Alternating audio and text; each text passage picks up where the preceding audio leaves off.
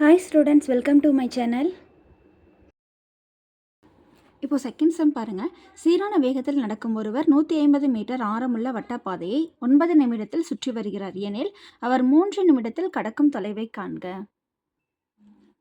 இங்கிலீஷில் ரீட் பண்ணிக்கிறேன். Which his usual speed if a person covers a circular track of radius 150 meter in 9 minutes, find the distance that he covered in 3 minutes. இப்போ பாருங்கள், 150 metre radius 150 metre radius இருக்கிற 150 metre radius இருக்கிற circular பாத்தில் ஒருத்தர் நடந்துட்டுருக்காரு. சரிங்களா, circular பாத்தில் ஒருத்தர் நடந்துட்டுருக்காரு. அதுக்கு வந்து ரேடியஸ் வந்து 150 மீட்டர், ஆரம் வந்து 150 மீட்டர் கொடுத்துருக்காங்க. அந்த டிஸ்டன்ஸை ஃபுல்லாக அவர் கவர் பண்ணுறதுக்கு, இங்கேருந்து ஸ்டார்ட் பண்ணி இதை ஃபுல்லாக அவர் கவர் பண்ணுறதுக்கு 9 மினிட்ஸ் ஆகுதான். ஆனால் நமக்கு என்ன ஃபைன் பண்ண சொல்லியிருக்காங்க அப்படின்னா 3 மினிட்ஸில் அவர் எவ்வளோ டிஸ்டன்ஸ் கவர் பண்ணியிருப்பாருன்னு சொல்லி கேட்குறாங்க. சரிங்களா, 3 மினிட்ஸில் எவ்வளோ டிஸ்டன்ஸ் கவர் பண்ணியிருப்பாரு.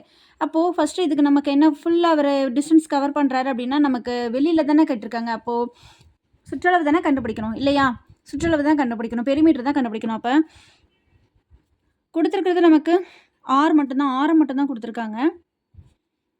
இப்போது இப்போ வட்டத்தின் சுற்றளவு கண்டுபிடிச்சோம் அப்படின்னா, பெரிமீட்டர் ஆஃப் த சர்க்கிள் கண்டுபிடிச்சோம் அப்படின்னா அவர் வந்து எவ்வளோ டிஸ்டன்ஸை 9 மினிட்ஸில் கவர் பண்ணுறாருன்னு தெரிஞ்சிடும்.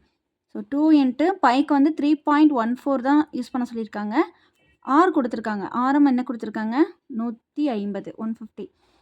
ஸோ 150 இன்ட்டு 2 300, 300 3.14ஆல் மல்டிபிள் பண்ணிக்கலாம்.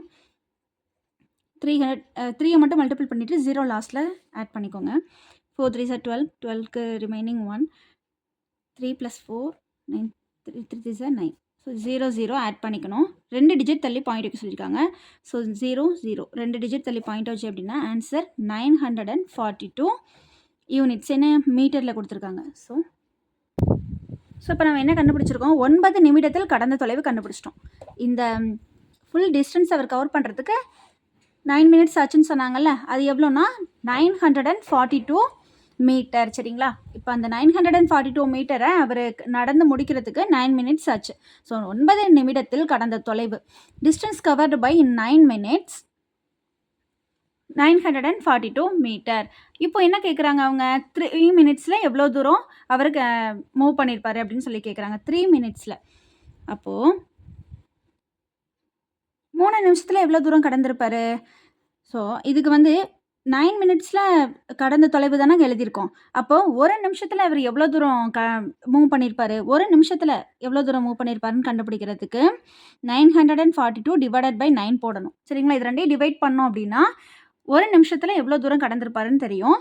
அதுக்கப்புறம் 3ஆல் மல்டிபிள் பண்ணிட்டோம் அப்படின்னா அவர் 3 நிமிஷத்தில் எவ்வளோ தூரம் கடந்திருப்பாருன்னு தெரியும். நான் ஒரே ஸ்டெப்பில் செஞ்சுருக்கேன் பாருங்கள். ஸோ கன்ஃபியூஸ் ஆகிக்காதீங்க. இந்த பை 9 எதுக்கு போட்டிருக்கேன் அப்படின்னா 1 நிமிஷத்தில் அவர் எவ்வளோ தூரம் கடந்தாருன்னு கண்டுபிடிக்கிறதுக்கு. அதுக்கப்புறம் 3ஆல் மல்டிபிள் பண்ணும்போது நமக்கு 3 நிமிஷத்தில் எவ்வளோ தூரம் கடந்தாருன்றதை கண்டுபிடிச்சிடலாம் ஈஸியாக. இப்போ பாருங்கள், 1 3 is 3, 3 3 are 9. இதே 3ஆல் மல்டிபிள் பண்ண முடியும், டிவைட் பண்ண முடியும். 1 3 is 3, 3 3 are 9, 1 3 is 3, remaining 1, 4 3 are 12. So 314 metre move பண்ணியிருப்பார்.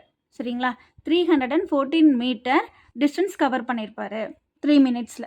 ஓகேங்களா, இது ஆன்சர்.